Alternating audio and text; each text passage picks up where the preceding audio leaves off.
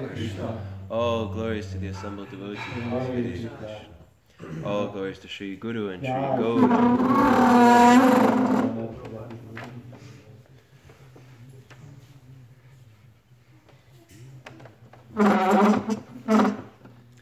Thank you. Okay, so this morning we're assembling to read the Sri Chaitanya Charitamrita. He already gave it to me. We're assembling to read the Sri Chaitanya Charitamrita together. We're on chapter 2 of the Adi Lila. Verse 12 is where we're beginning today.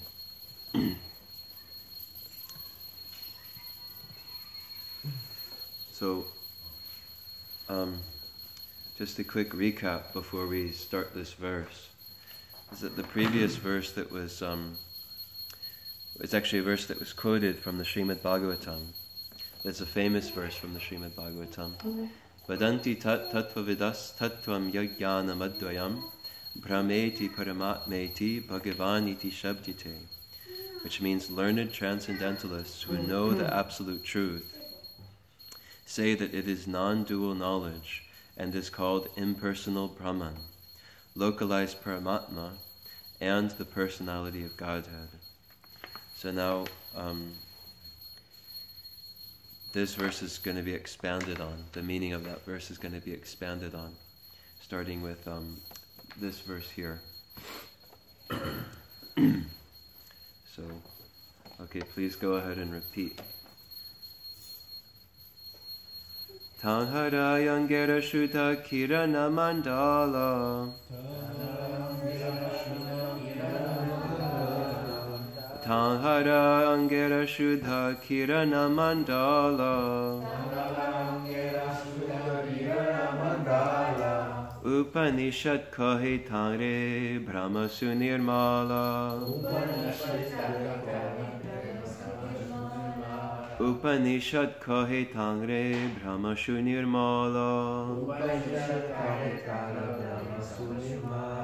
Tanghara Yangera Shuddha Kirana Mandala. Upanishad kahe tangre Brahma Shunirmala. Tanhare Yangera Shuddha Kirana Mandala. Tanhara Yangera Shuddha Kirana Mandala. Upanishad kahe tare Brahma Shunirmala. Upanishad kahe tare Brahma Shunirmala. Would anyone like to sing? Tanhara Yangera Shuddha Kirana Mandala. Tanhara Yangera Shuddha Kirana Mandala. Upanishad kahe tare Brahma Shunirmala. Tanhara Yangera Shuddha Kirana Mandala. Tanhara Yangera Shuddha Kirana Mandala. Upanishad kahe tare Brahma Shunirmala. Upanishad kahe tare Brahma Shunirmala. Tanhara Yangera Shuddha Kirana Mandala. Tanhara Yangera Shuddha Kirana Mandala. Upanishad kahe tare Brahma Shunirmala. Upanishad kahe tare Brahma Shunirmala. Tanhara Yangera Shuddha Kirana Mandala. Upanishad kahe tare Brahma Shunirmala.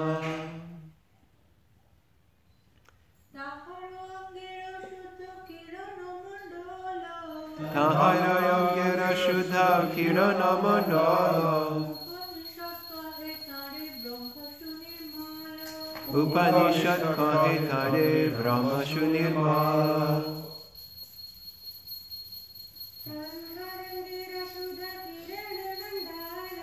Tanhara Yangera Shuddha Kirana Mandala.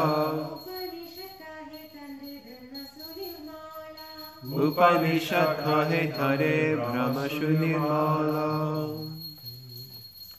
Okay, let's hear the word-for-word translation. Tanghara, his, Angera, of the body, Shuddha, pure, Kirana, of rays, Mandala, realm, Upanishad, the Upanishads, Kohe, say, Tare, unto that, Brahma, Brahman, Shunirmala, transcendental. Now we'll read the translation, followed by the purport, by His Divine Grace Srila A.C. Bhaktivedanta Swami Prabhupada Ki Jai. What the Upanishads call the transcendental, impersonal Brahman is the realm of the glowing effulgence of the same Supreme Person. How about I'll say and you can repeat. What the Upanishads call the transcendental, impersonal Brahman is the realm of the glowing effulgence of the same Supreme Person. Purport by Srila Prabhupada. A mantra of the Mundaka Upanishad gives information regarding the bodily effulgence of the Supreme Personality of Godhead. It states, Hiranmaye pare koshe virajam brahmanishkalam tadchubram jyotisham jyotis tadyadatma vido vidu na tatra suryo bhatina chandra tarakam nema vidyuto bhanti kuto yamagnihi tameva bhantam anubhati sarvam tasya bhasa sarvamidam vibhati brahme vedam amritam purastad brahma paschad brahma dakshanitaschotadena adhaschortam cha prasritam brahmai vedam vishvam idam varishtam. Quote, in the spiritual realm, beyond the material covering, is the unlimited Brahman effulgence, which is free from material contamination. That effulgent white light is understood by transcendentalists to be the light of all lights. In that realm there is no need of sunshine, moonshine, fire, or electricity for illumination. Indeed, whatever illumination appears in the material world is only a reflection of that supreme illumination. That Brahman is in front and in back, in the north, south, east, and west, and also overhead and below. In other words, that supreme Brahman effulgence spreads throughout both the material and spiritual skies. Om Gana Timirandasya Gananjana Shalakaya Chakshurun Militam Yena Tasmai Shri Gurave Namaha Nama Om Vishnu Padaya Krishna Prishtaya Bhutale Shrimate Bhakti Vedanta Swaminiti Namine Namaste Saraswati Deve Gauravani Pracharine Nirvishesha Shunyavadi Paschatya Deshatarine Jaya Shri Krishna Chaitanya Prabhu Nityananda Shri Advaita Gadadhara Shri Vasadi Gaura Bhakta Vrinda Hare Krishna Krishna Krishna Hare Hare Hare Rama Rama Rama Hare Hare.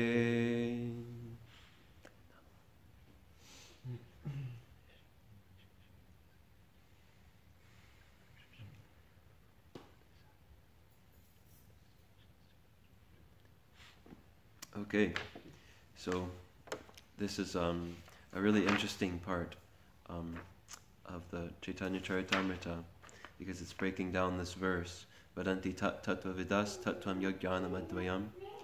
Brahmeti Paramatmeti Bhagavan iti Shabdyate. And as you all know, this verse is a famous verse. It describes the three aspects of God. In many traditions, when they speak about God, there may not be a very clear idea of what exactly God is, or what the characteristics of this word God mean when you go into it closely, or what the supreme is, or what the divine is. But here, this verse is saying that there's three aspects to the absolute truth. There's Brahman, which is the generally considered the impersonal aspect, or the all-pervading aspect. And we're hearing in this verse today, it's the light of all lights. And the purport probably quotes this verse. It says it's the light.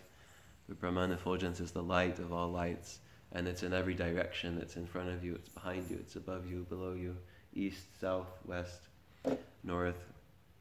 And it actually pervades the spiritual world and the material world. It's pervading everywhere.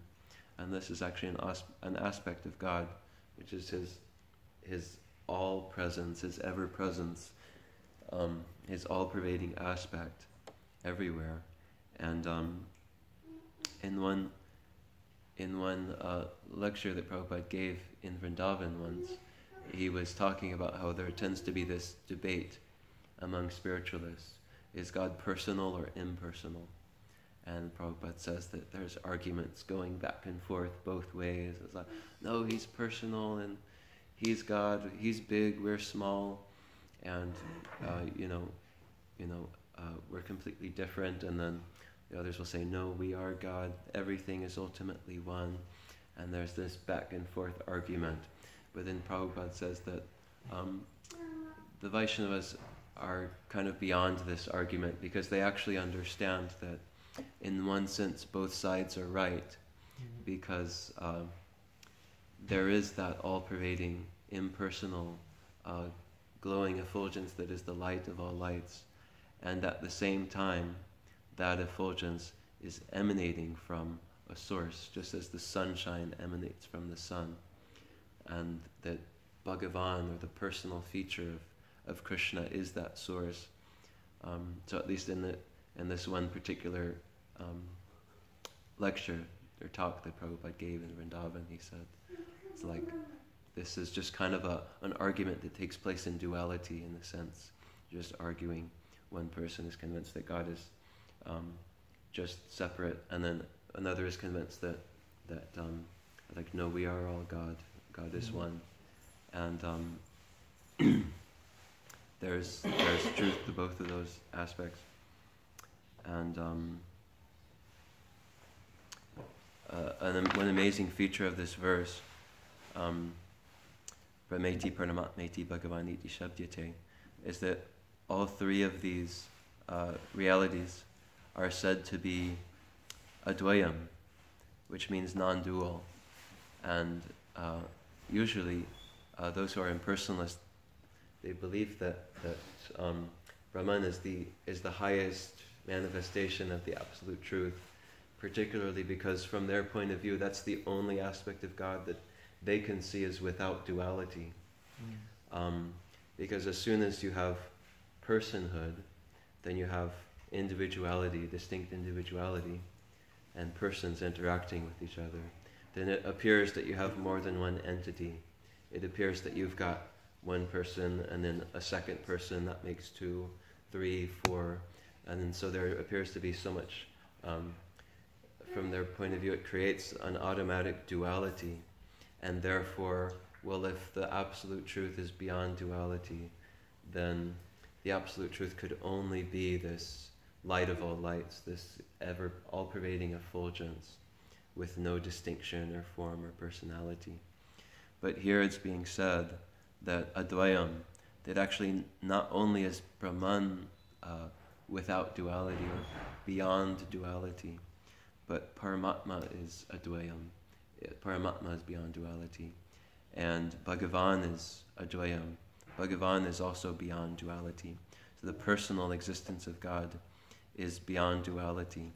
And so, this is clear evidence right here that to just jump to the conclusion that, well, spirituality beyond duality, it has to just mean everything is one. Here we're being invited into an understanding that even though in the spiritual world there is personal existence and there's relationships between God and his devotees,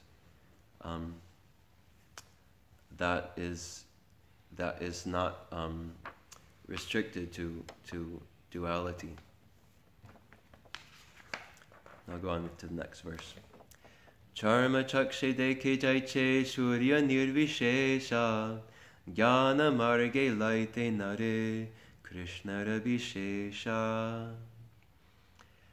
As with the naked eye, one cannot know the sun except as a glowing substance. Merely by philosophical speculation, one cannot understand Lord Krishna's transcendental varieties.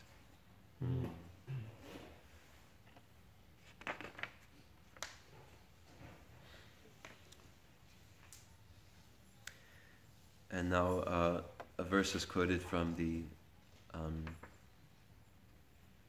Brahma Samhita. Yasya prabha prabhavato jagadanda koti koti svashesha vasudhadi vibhuti bhennam tad brahma nishkalamananda yashesha bhutam govindamadi purusham tamaham bhajami. I worship Govinda, the primeval Lord, who is endowed with great power.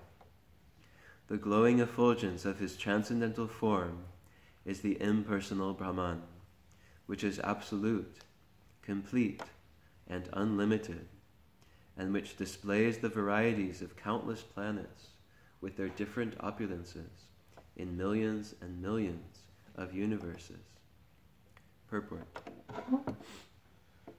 This verse appears in the Brahma Samhita 5.40.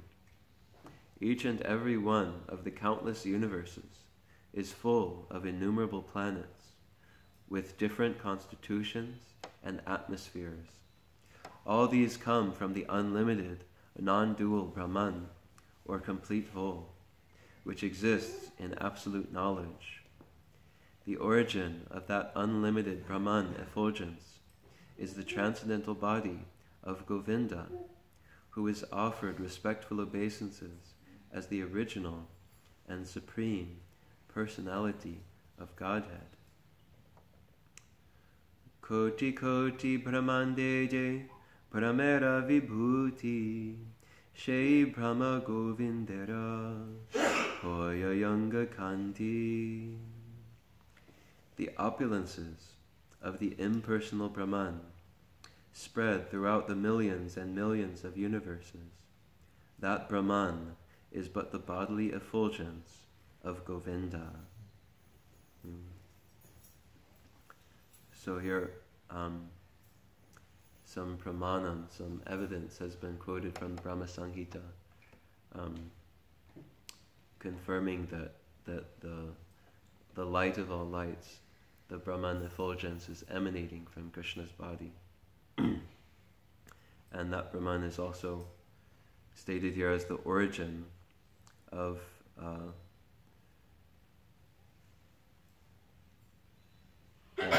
that Brahman displays the varieties of countless planets.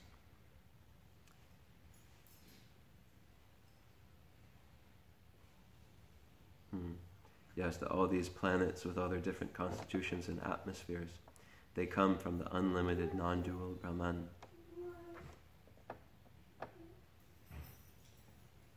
She Govinda bhajayami te hom morapati tang hara prasade mora hoyasrishti shakti. I, Brahma, worship Govinda. He is my Lord. Only by his grace am I empowered to create the universe. Purport. Although the sun is situated far away from the other planets, its rays sustain and maintain them all.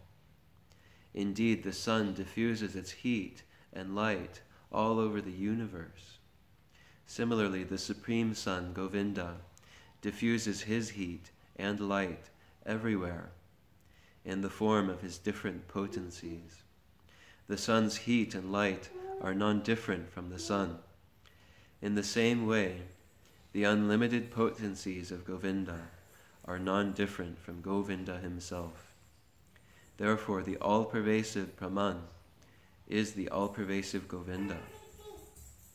Bhagavad Gita clearly mentions that the impersonal Brahman is dependent upon Govinda. That is the real conception of absolute knowledge. Muneyo vatavasana shramana urdhvamantina brahmakyam dhamate yanti shantah sannyasino malaha. Naked saints and sannyasis who undergo severe physical penances, who can raise the semina to the brain, and who are completely equipoised in Brahman, can live in the realm known as Brahmaloka. Purport. In this verse from Srimad Bhagavatam, Canto 11, Chapter 6, verse 47, Vatavasanaha refers to mendicants who do not care about anything material, including clothing, but who depend wholly on nature. Such sages do not cover their bodies even in severe winter or scorching sunshine. They take great pains not to avoid any kind of bodily suffering, and they live by begging from door to door. They never discharge their semina, either knowingly or unknowingly. By such celibacy, they are able to raise the semina to the brain. Thus they become most intelligent and develop very sharp memories. Their minds are never disturbed or diverted from contemplation on the absolute truth, nor are they ever contaminated by desire for material enjoyment. By practicing austerities under strict discipline, such mendicants attain a neutral state, transcendental to the modes of nature, and merge into the impersonal Brahman. Atmantaryami yare yoga shastre koi sheha govindera yamsha vibhuti jehoy. He who is described in the Yoga Shastras as the indwelling supersoul, Atma, Antaryami, is also a plenary portion of Govinda's personal expansion. So now we're moving on to the Paramatma aspect here. And so he summed up the Brahman aspect of the Lord by describing how it's all-pervading, it's the source of all varieties of planets, it's coming from the transcendental body of Govinda, and it was described who attains that. Naked saints and sannyasis who undergo severe austerities and follow strict celibacy are able to attain that. And then it was described in the purport that what they attain is more or less considered a neutral state of transcendence. So now the purport to the next verse. The Supreme Personality of Godhead is by nature joyful. His enjoyments or pastimes are completely transcendental. He is on the fourth dimension of existence. For although the material world is measured by the limitations of length, breadth, and height, the Supreme Lord is completely unlimited in his body, form, and existence. He is not personally attached to any of the affairs within the material cosmos.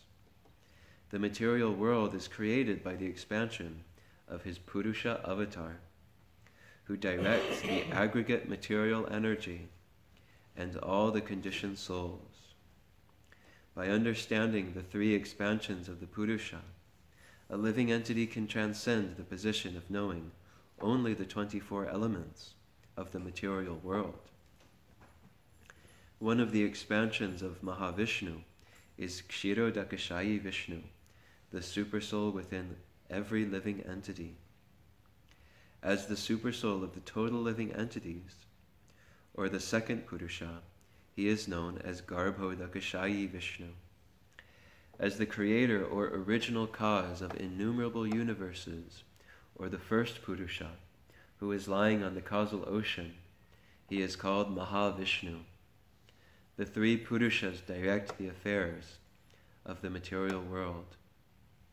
The authorized scriptures direct the individual souls to revive their relationship with the Supersoul. Indeed, the system of yoga is the process of transcending the influence of the material elements by establishing a connection with the Purusha known as Paramatma. One who has thoroughly studied the intricacies of creation can know very easily that this Paramatma is the plenary portion of the Supreme Being, Sri Krishna. So there's a lot of knowledge that is unpacked in this purport about the Supersoul.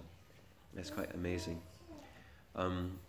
We generally speak of Supersoul as being Krishna's form, who's situated in the heart of each living entity, who's witnessing all their actions, who's rewarding the proper punishment and reward in a neutral sense according to their previous actions in previous lifetimes, but also acting in the role of a friend, staying with each living entity to try and direct them in a way that they can ultimately progress spiritually and turn their face back towards Krishna. But then Prabhupada's revealing here that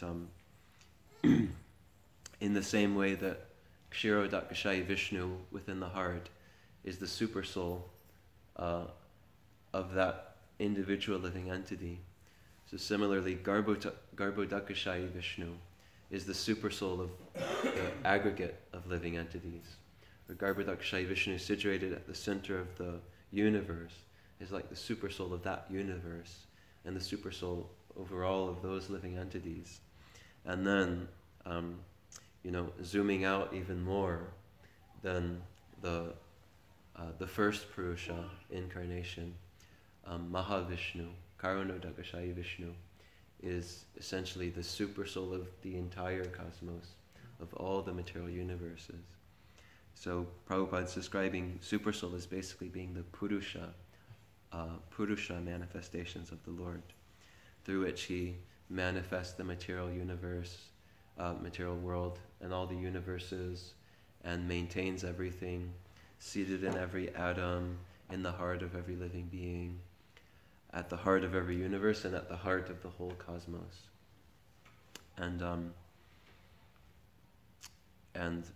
So Prabhupada's describing how the living entities in this material world, they're encouraged to turn towards this Paramatma, towards these Purusha incarnations of the Lord, to remember their relationship with the Supersoul. And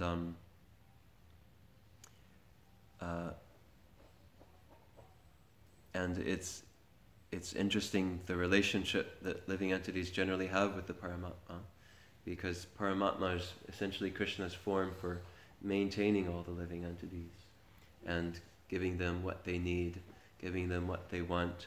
And Prabhupada often talks about this conception of God as an order supplier, that in many religious circles it's common to think that, yes, God is maintaining me and he wants me to be happy here in the material world, and anytime I need something, like if I want a new house, or if I want to make sure that my children get very good grades in school, or that they succeed in getting this new job that they're interviewing for, then I can approach God and I can request him for that. And as long as I do good things for God as well, then he'll be good to me. And this is kind of the conception of God as an order supplier. So there's an interesting dynamic here where Prabhupada is describing how living entities are encouraged to turn towards the super soul. But then obviously, as we go on reading here, we'll learn more about Bhagavan, which is the original aspect of God, which is,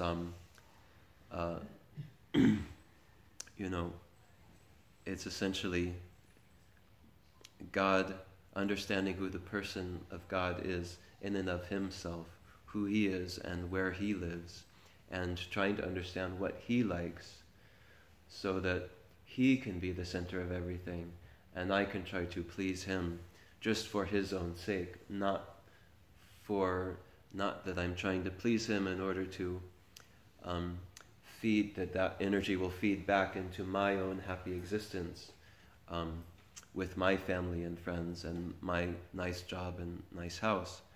And so, in one sense, we want the living entities to turn towards Paramatma, but then at a certain point, there will be a need to go beyond that conception of just recognizing that God is the order supplier and trying to think, well, let me forget about what he's supplying.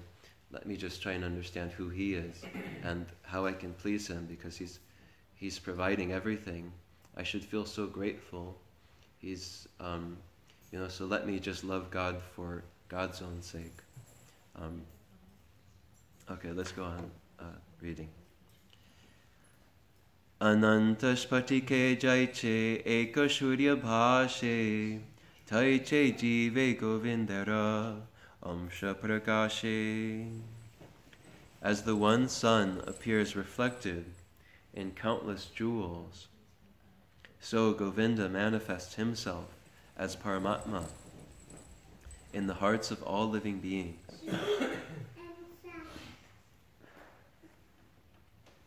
Purport: the sun is situated in a specific location, but is reflected in countless jewels and appears in innumerable localized aspects.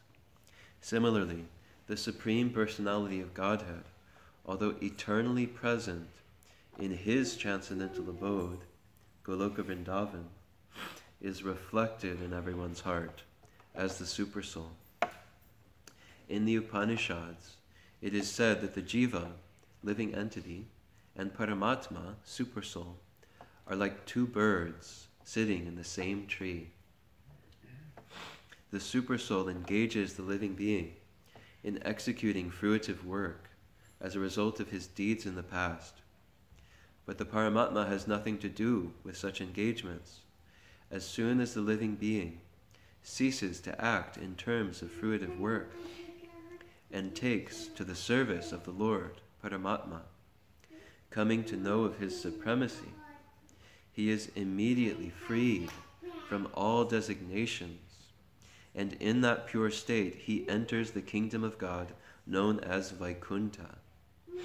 The Supersoul, Paramatma, the guide of the individual living beings, does not take part in fulfilling the desires of the living beings, but he arranges for their fulfillment by material nature. As soon as an individual soul becomes conscious of his eternal relationship with the Supersoul and looks only toward him, he at once becomes free from the entanglements of material enjoyment. Christian philosophers who do not believe in the law of karma put forward the argument that it is absurd for one to accept the results of past deeds of which he has no consciousness. A criminal is first reminded of his misdeeds by witnesses in a law court, and then he is punished. If death is complete forgetfulness, why should a person be punished for his past misdeeds? So this challenge is being presented. Prabhupada's bringing up this challenge that a Christian theologian might pose, that in a court of law, somebody is punished for the deeds that they've committed, but those deeds are made very clear to them. They're stated, this is what you did wrong, and this is why you're punishing, why you're receiving this punishment. But here the argument is that if every living entity forgets everything at the point of death, and then they're starting their new life with no memory of their previous misdeeds, then how can they learn from that? How can they learn from those misdeeds? So that's the challenge that Prabhupada's presenting here. And so let's see what Prabhupada's answer is. The conception of Paramatma is an invincible answer to these fallacious arguments. The Paramatma is the witness of the past activities of the individual living being. A man may not remember what he has done in his childhood, but his father, who has seen him grow through different stages of development, certainly remembers. Similarly, the living being undergoes many changes of body through many lives, but the Supersoul is also with him and remembers all his activities, despite his evolution through different bodies. So Prabhupada's answer is that although the son may not remember what he did when he was a little baby, the father always remembers. So Krishna, who's with the living entity, he remembers everything that the living entity has done in the previous lifetimes.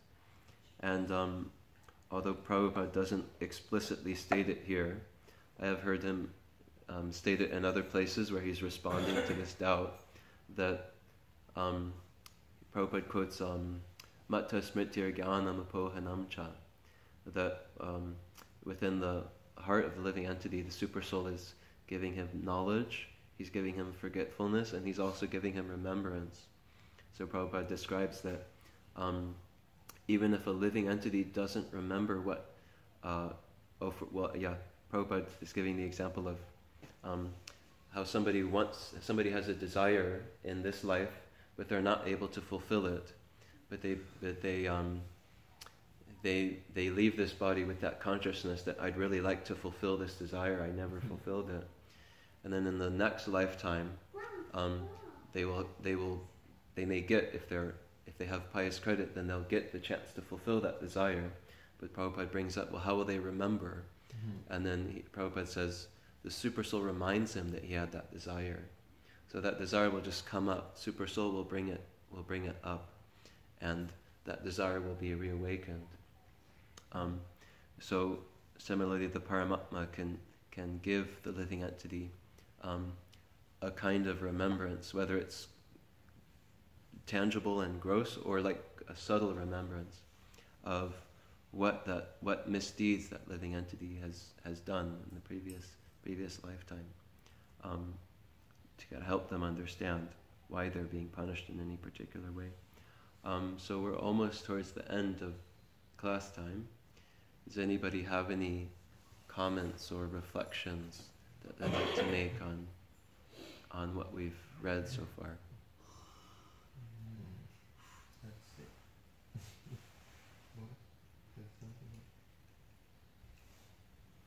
Any thoughts? Anything, a reflection can be anything you heard that just made an impression on you or stuck with you, and you just want to say it back.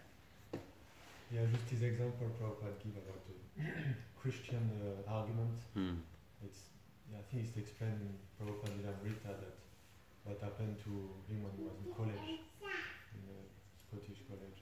And, the Christian gave this argument. Prabhupada didn't have yet the knowledge to answer, but he remembered his argument that they gave, and now he gave the proper. That's nice. Does anybody else recall anything that you heard that made some kind of impression upon you or stuck in your memory? Can't remember anything. Completely blank.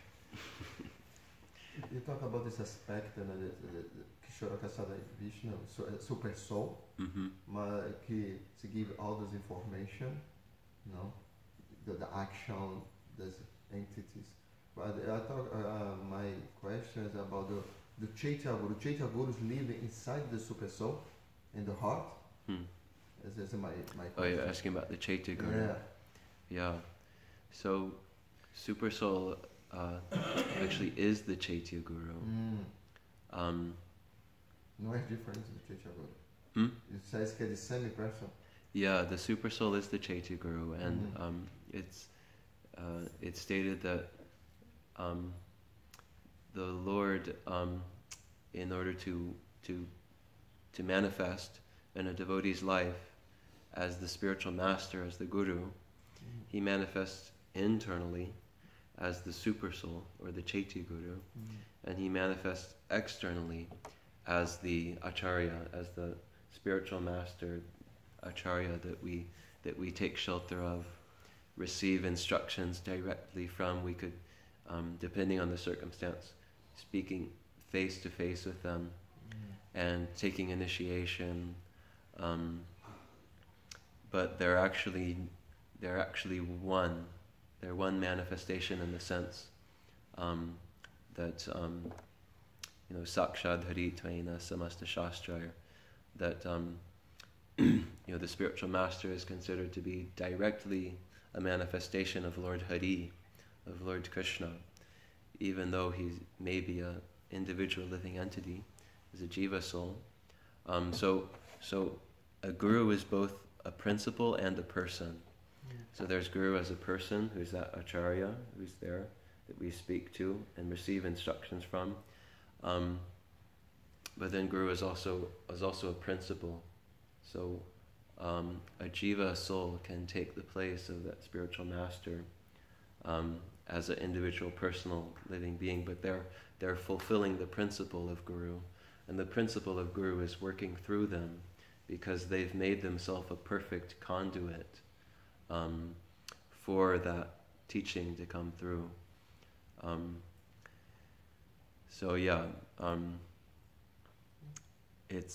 You could say it's an instance of achintya beda tattva, the acharya is simultaneously a manifestation of Krishna and also distinctly a servant of Krishna, an eternal servant of Krishna. And I've heard, I can't remember which devotee I heard this from, but I heard a devotee giving class who was saying that when the Lord, when Krishna wants to reach out his hand to assist a conditioned soul, his hand reaching out is the spiritual master. So it's like he reaches out to them. He sends them a spiritual master. And sending them a spiritual master is just like he's reaching out with his own hand to assist them in that sense. I hope that was an okay answer. Anybody else have anything to add to that? Or? The importance of the number 3. There is 3, like in several traditions, like Christianity with Trinity, and here we have 3 Trinity. With 3 Vishnu. Yeah. Super Soul, Paramatma, Bhagavan, and then for the material world, we've got Brahma, Vishnu, Shiva, and there are several Trinity everywhere in the spirituality. It's a very important number.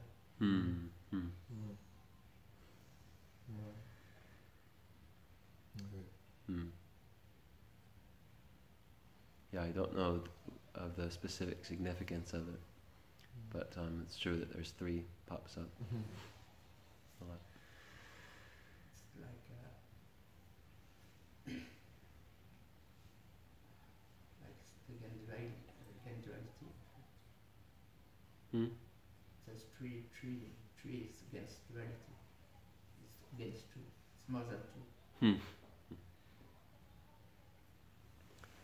Okay, so I think we'll go ahead and end our reading here.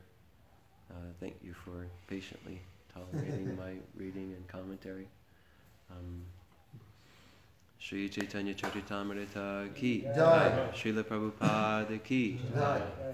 Shantatma Prabhu ki Gaura Bhaktivinoda ki Jai.